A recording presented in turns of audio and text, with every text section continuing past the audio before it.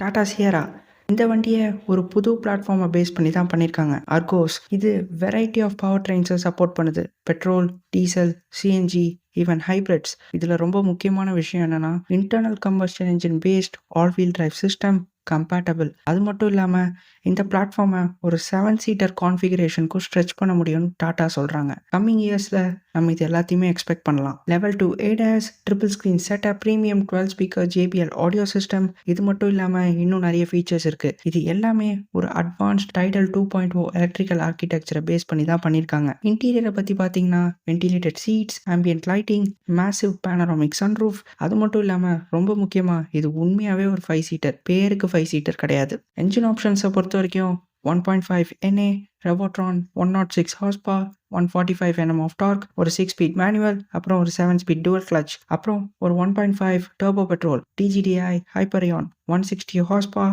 255 Nm of torque, ஒரே ஒரு automatic 6 speed torque converter, அப்புறம் ஒரு 1.5 turbo diesel Cryojet 118 horsepower, 280 Nm of torque, ஒரு 6 ஸ்பீட் மேனுவல், அப்புறம் ஒரு 6 ஸ்பீட் டார்க் கன்வெர்ட்டர். இந்த வெஹிக்கிளோட ஃபீச்சர்ஸாக இருக்கட்டும், வேரியன்ஸாக இருக்கட்டும், இது எல்லாத்தையுமே நம்ம ஒரு டீட்டெயில் கம்யூனிட்டி போஸ்ட் போட்டிருக்கோம். செக் பண்ணி பாருங்கள்.